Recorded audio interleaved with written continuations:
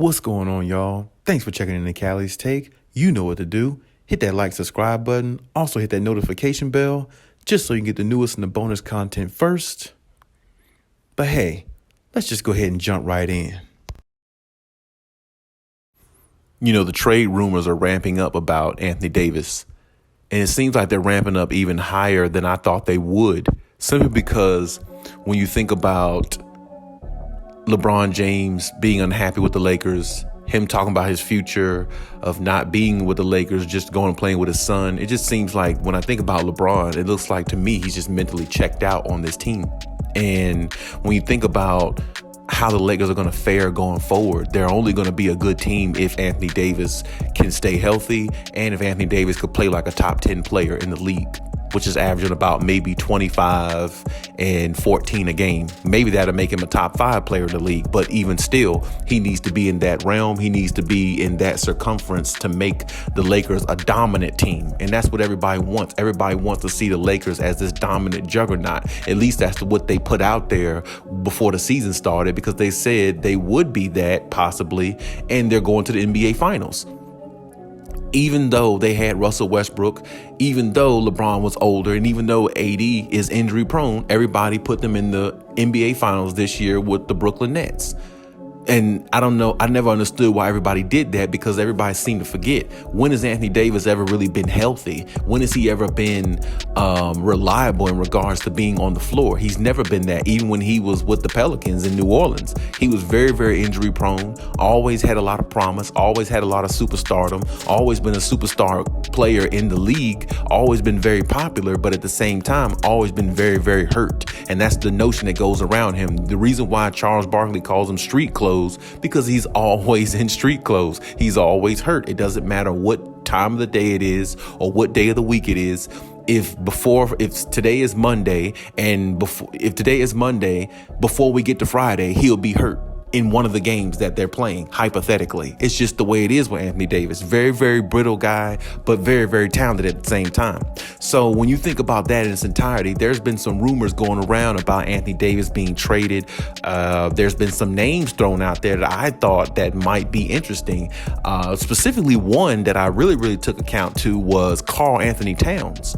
Karl Anthony Towns would be, I don't know if Karl Anthony Towns would be looked at as an upgrade over Anthony Davis, because Anthony Davis is looked at as a better player than Karl Anthony Towns, but Karl Anthony Towns has just as much skill as Anthony Davis, and he plays more with the dog mentality and dominant. He plays more with that edge, and that's what the Lakers would need. Somebody who plays more with that dominance, that edge. Like if Karl Anthony Towns goes against Greek Freak, he's not going to show no fear. He's going to go at Greek Freak and try to dunk him in the rim, try to bang on him, try to embarrass him, knock down threes, make gestures saying he's too small for me. Karl Anthony Towns is that type of player, and he would fit the Lakers very, very well, especially the way LeBron is still playing currently and them still having a chance to float through this season and actually do something in the playoffs. Now, of course, that trade can't happen now. It would more or less have to happen, of course, in the offseason, but I've been hearing a lot of rumblings about Anthony Davis and about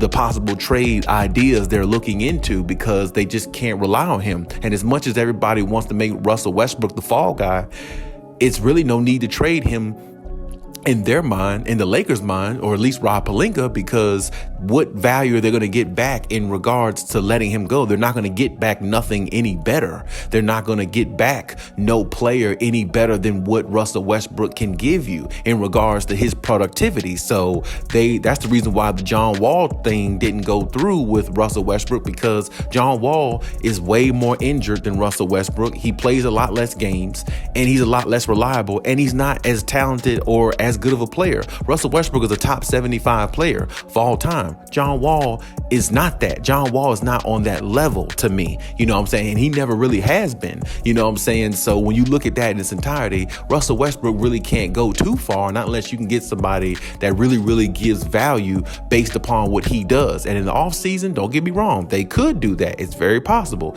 but it's no guarantee that they will. And when you look at it from that standpoint, it just makes it even tougher for that to even transpire. But Anthony Davis, on the other hand, I mean, I feel like the Lakers are more so looking into trading him rather than Russell Westbrook, just based on the facts that I just gave. So we'll see exactly how it pans out for Anthony Davis. But I can tell you this much: injury after injury is not helping his cause, because they're looking at, well, he was really healthy in the bubble, but that's the bubble.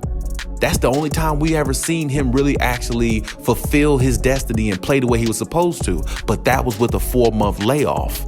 That was with rest in between. That was with a 4-month layoff with LeBron, who was highly motivated, and the Kobe Bryant situation that happened, God rest his soul, which really motivated and pushed that team to reach higher heights more than they probably would have done without, that even happening, or the pandemic even happening, to give them a 4-month layoff to give LeBron the rest he needed to turn to the player that he was several years ago, in which he did when he was in the bubble. He played phenomenal. So when you think about that, outside of that, Anthony Davis hasn't played really up to his level of or his potential in the last 2 seasons. He really hasn't. He hasn't played to that dominant figure that a lot of people thought he would be, which that's the reason why LeBron is still putting up massive points and Anthony Davis is still injury prone and he's not playing to that top 5 level to caliber player. And that's the reason why LeBron has to carry the load and play the way he is. But the trick to that is LeBron going to stay like that the whole year? Is he going to stay like that throughout the season? Is he going to take that into the playoffs if they make the playoffs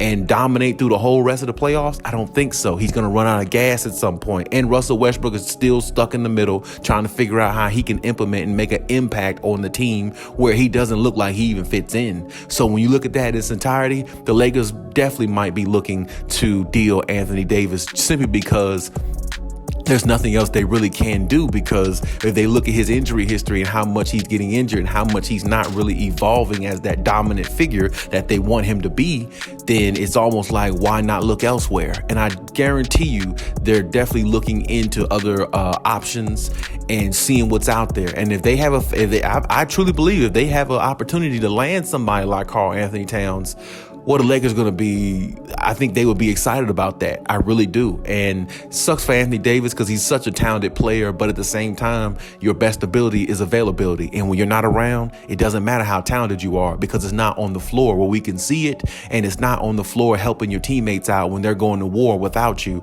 and they're losing games. Simply because, for one, they don't have no defense, and number 2, they don't have your so-called dominance that you should be able to give them to get them over the hump in a lot of games, in which Anthony Davis doesn't give them on a nightly basis. He gives that to them sometime, but sometime don't win championships. Consistency does. So that's the bottom line to it, and we'll just have to see if Anthony Davis makes it through next season or the next after that, because I guarantee you the Lakers are definitely looking into something else, or at least hearing or listening to options out there, taking phone calls at least to see what they can do, because something has to be said about him and his production and how it needs to be going forward, or they're going to have to make some type of reparations to figure out what they need to do in getting rid of him to get somebody else in there to play the role that they need them to play.